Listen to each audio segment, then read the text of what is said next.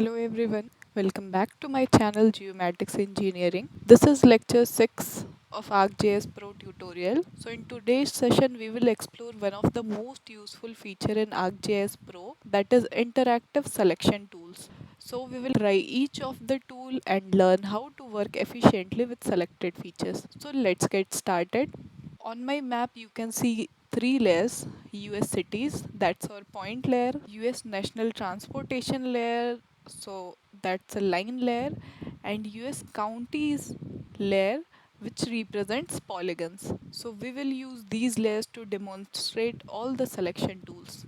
So firstly we will access all the selection options. So let's begin by opening the selection settings. So go up to the project tab and click on options. In the option video, select selection on the left side. So these are your application wide selection settings and this will apply to all your projects. So the first setting here is selection color. By default, selected feature shows up in cyan color, but depending on your base map, that might not always stand out clearly. So let's change it.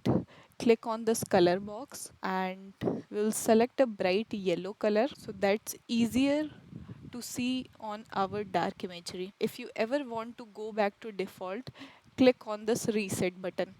So for polygon layers, like we have US counties, you can also choose whether the selected feature is filled with a hashed or solid fill. So click on this checkbox and you will able to see these two options, hashed fill and solid fill. By default, the solid fill transparency is set to 60%, but you can change it from here in the color properties if needed. And always remember, you can override the selection color for a single layer. Like for example, right click on US cities, open properties, and under the selection tab you can assign a unique color just for that layer. So for now, again coming back to these selection options from project tabs. So I have explained you these two options where we can customize color and apply a selection color to polygon interiors. So you can apply the changes according to your project need. For now, I am keeping it as default. Now we will talk about the interactive selection. So this setting determines how the shapes you draw will select feature. Let's test this out quickly. So click directly on any of the city point and notice how it highlights. And now if I draw a rectangle around the cluster of points, you will see multiple cities are selected. And at the bottom of map, ArcGIS Pro shows the number of selected features. So clicking on that number instantly zooms out the extent of selected features. So this feature is really handy when working with big data sets spread across the map. Now we will explore the selection. So in the map tab, we'll see these selection tools. So firstly, we will click on the select drop down menu. Here we have tools like rectangle, polygon, lasso, circle, line and trace. Let's go through them one by one. So select by rectangle. So for this, I will start with US cities layer. So click and drag to draw a rectangle across the map. So all the cities within that area are selected. So this is the quickest and most commonly used method. Now I will activate the select by polygon and will switch the layer from US cities to US counties. So click a few points, create a custom shape around several counties, then double click to close that polygon. So all the counties within or touching that shape are now selected. Now let's try lasso. So it's freehand. So for using this tool, I will switch the layer to US cities, as select by lasso is helpful where the boundary is clustered or spreaded across. So click and drag loosely around a cluster of city points and it will select everything inside your drawing. So let's use the circle to grab cities around a specific region. So click and drag to make a circular area, and if you need precision, press R to enter an exact radius. Like pressing R will pop up this dialog box where you can enter a precise radius for selection. Now we will switch to the US National Transportation layer and let's use the select by line tool.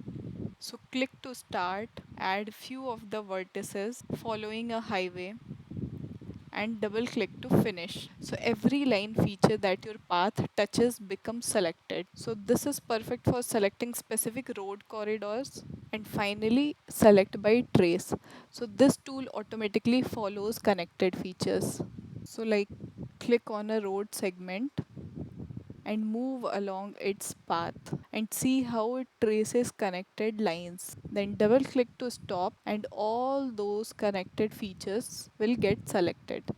So this tool is great for selecting full networks like road, rivers or pipelines. Then we have 3D selection tools. So if you're working on a 3D scenes, you will have to use these tools like box, sphere and cylinder. So these will let you select features that fall inside 3D volume. Like for example, you can click once to set the center of a sphere and again to define its size, and only visible features in your 3D view are selected. So if something hidden behind terrain, it won't be picked. Then let's talk about few of the really practical tips to make your selection easier. So sometimes you might try to click on any of the city, but instead of selecting the point, the county polygon underneath gets selected. So to fix that, go to the contents pane and at the top you can click on this list by selection icon. So here you can toggle between which layers are selectable. So for example, if multiple layers are active in the list by drawing order tab, but if you only want to select US cities, so you can turn off all the other layers and only activate the US cities. And now while all the layers are visible on the screen, and if you are selecting, you can only select the US cities and all the other layers will not be selected. Now we will talk about some of the keyboard shortcuts that will save you so much time during editing. So let's say I have selected few of the cities here, and if I hold a shift key in the keyboard and click on another group of cities, so notice it adds them to the existing selection. So holding shift key while selecting is great when you are building up a custom selection. Now if I hold control and click on a city, it removes that one from the selection. And if I hold control plus shift together, I can select features from within my current selection and all others are deselected automatically. And another shortcut key is pressing C button on the keyboard temporarily switches to the explore tool. So like if I press C, I can pan, zoom around, and when I release the C button, I'm right back again in selection mode. And if while selecting you make a mistake, you can simply press escape button in the keyboard and it cancels the correct selection process. If you're selecting through a polygon and you make a mistake while selecting, you can simply press escape and it cancels out the current selection process. So these are few of the shortcut keys that you can use while editing so that you can save time during editing. Now let's head back again to the selection combination mode. So for that you need to click on the project, then options, then selection, then you can see the selection combination mode. So here where you define how ArcGIS Pro handles multiple selection. So let's see the difference in real time. So if I will choose create a new selection, this means every time I make a new selection, the previous one is cleared. Click on OK. See the example. So like if I select one group of cities and then draw a new rectangle elsewhere, the first selection will disappear. Now switch to this option add to current selection, and now we will try again.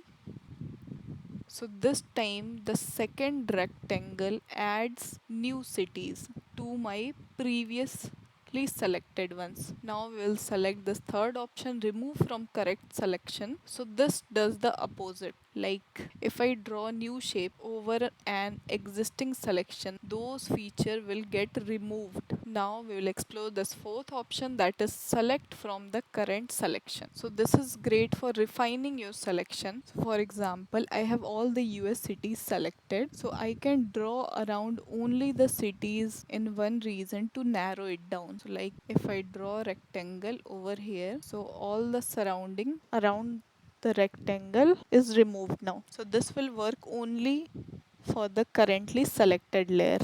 Now in the option you can see there are more options, like here you can see the show the selection chip. So when you click on overlapping features, like let me turn on all the layers. So when you click on overlapping features, like where a city point overlaps a road line, and if you're trying to select, you will see a small chip pops up, so you can pick the exact feature you want to select. So from here you can select whichever you want to select. That feature will get selected in case of multiple overlapping features.